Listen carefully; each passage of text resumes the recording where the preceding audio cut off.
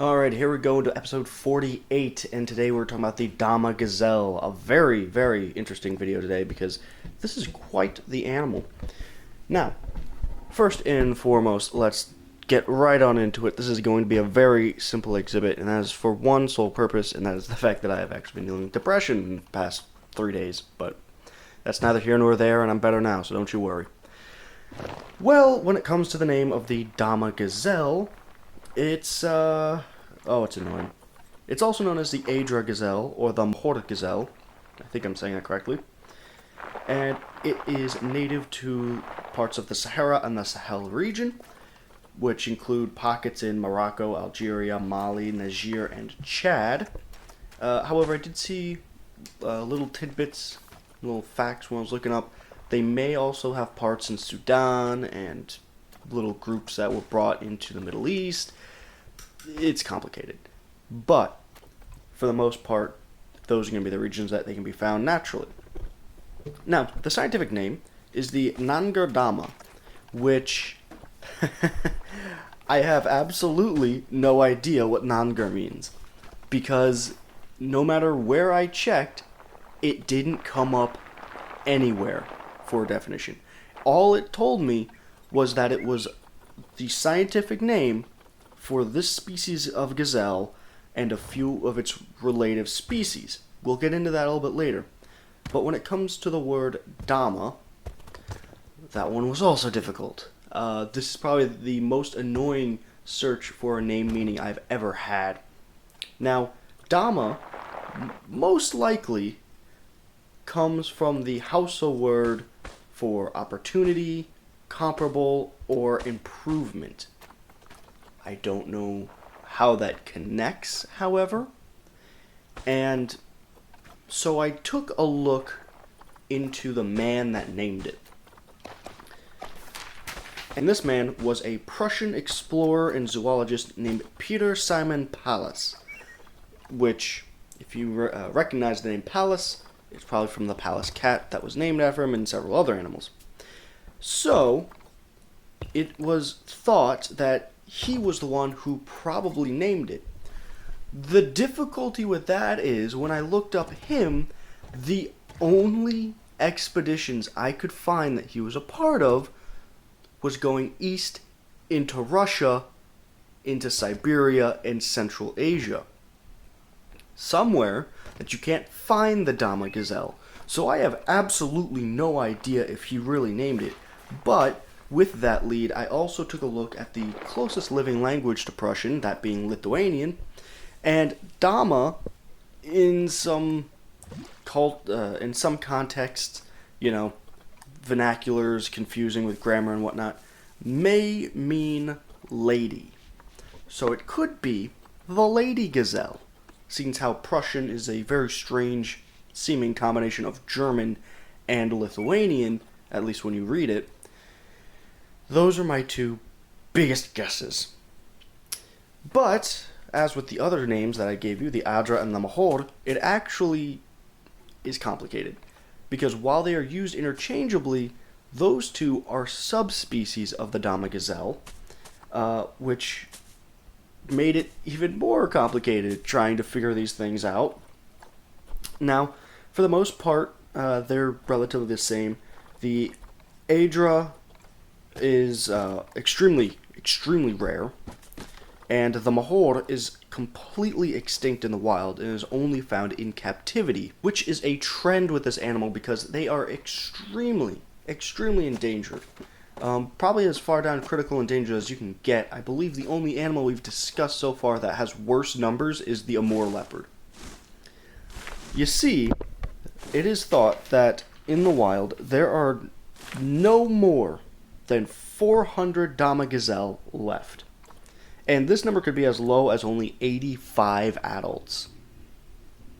This is an astoundingly low number and has caused a massive concern with inbreeding not only in the wild but in captivity as well, since how there's a very limited amount of these animals to actually create that genetic admixture. Now, the two animals that were also similarly related that I brought up earlier are the Grant's and the Summerings gazelle. Now, those were actually thought to be a subgenus of gazelle, the Nanger. However, they were actually elevated to their own genus, making them not a part of the Gazellia family, or the Gazellia genus, and being their own thing, and they're the last three of that genus. Now, let me just quickly talk about the exhibit, since we have a very short amount of time. I figured I'd do a nice desert oasis, sort of do what we've done many times before, some stone here, some plant there to really cover up the exhibit's walls, and having the date palms be the main visual plant in the exhibit, and adding some light with these bushes. Other than that, it's a very bare bones basic exhibit, and we're just talking about the animal this episode.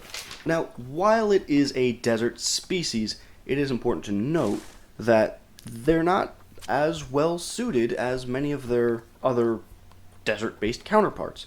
What I'm specifically is that while they don't need a large amount of water, they need it much more than most of the other wildlife, to the point where the desertification of the Sahel is one of the main forces that is causing them to go extinct.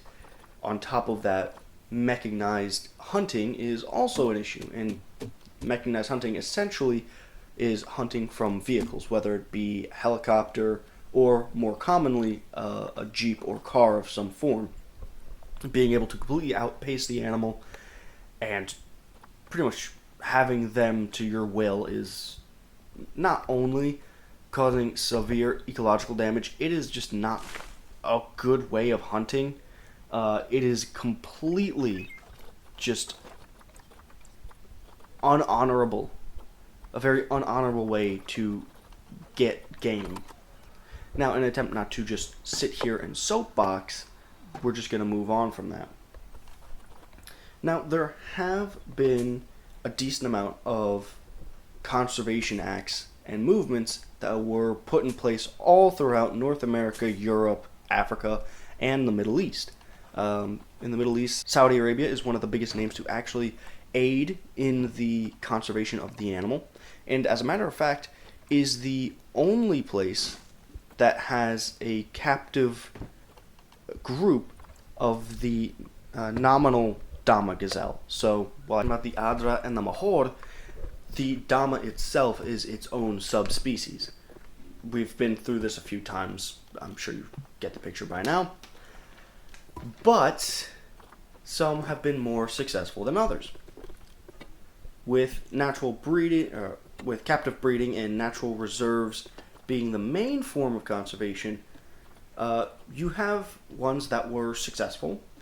For example, one reserve can be found in Spain, known as the Parque de Rescate de la Fauna Sahariana, which is part of their Estación Experimental de Zonas Áridas, which is doing a very good job of bringing back these species, aiding in their repopulation. And on the other end of the spectrum of success, we have to talk about the many parks that were in the nation of Chad. Now, during the mid-'80s, they did have a decent amount of success when it comes to actually aiding with the animals' reproduction and bringing them back into the natural order. However, due to the Chadian Civil War, it has completely gone abandoned and has fallen into disrepair, which leads to a point that we brought up a few times in episodes prior, but that's the fact that civil conflict, especially in areas like the Sahel and other parts of the Middle East and North Africa, cause severe issue for wildlife, whether it be unexploded ordnance, landmines, or just the hunting of animals for to feed troops. The mass destruction of habitats has just caused a completely insane amount of damage to the ecological order. Now, we are almost wrapped up with the information today. I do want to apologize once again. I am not doing well and just kind of want to rush this one out so you don't miss a week of these animals. when it comes to the history of the animal, unfortunately, this is another situation where I could not find a lot of excavatory evidence, fossil records, and whatnot, solely because A, gazelles were originally thought to have evolved in Africa, so there's not like a journey I could tell you like with the previous episode in the doll sheep.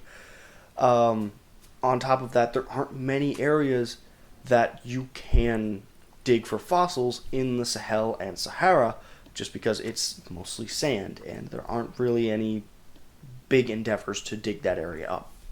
However, culturally speaking, we do have two and a half big forms of interesting factoids. First and foremost, doing it in chronological order, they have been portrayed in Egyptian artwork, usually being displayed rocky terrain, ceramics. However, the depiction of the animal was also found inscribed on temples and tombs, and some say that they may have been regarded or representatives of desert mountain terrain.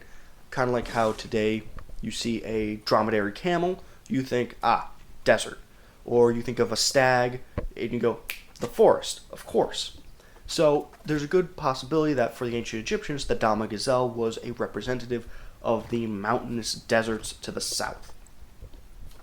And the other bit of cultural influence that I have has to do with the modern day, and that's the fact that it is the national symbol of Niger. Not only just being a national symbol, but the Hausa name for the animal, the menas, is actually a nickname for the Niger national soccer team, or as the heathenistic non-Americans might call it, football. Now, the team actually does very much hold that term very close to their hearts, and will actually have little patches on their uniforms to show their appreciation for the term. And honestly, for a soccer team, it's probably a great name to be named after gazelle. You're fast, you're agile, and quite honestly, I think it's a very fitting name, especially once your national animal. But with all that said and done, I am out of information for today. So, one last announcement. I am still going to be live streaming New Year's Eve into New Year's Day, 6 p.m. to 6 a.m. Eastern Standard Time for the United States. I do hope to see you there. We will be doing Planet Zoo, some Q&A, maybe even play some other games, because I have a very wide range of education I'm interested in. And the whole time I will be attempting to raise money for my local zoo and game preserve in an attempt to give back to pretty much the foundation of my love for the natural world. I hope to see you. You don't have to donate, of course. It's just something that would be much appreciated, not required. I would just love to see as many of you come in as you would like. I would just like to see a bunch of you guys come in and we could talk and sort of get an idea. And at the end of it, I do have a big announcement. So, with all that said and done, if you like the video, like, comment, subscribe, go outside, touch grass, drink water, hug your loved ones, and bye-bye.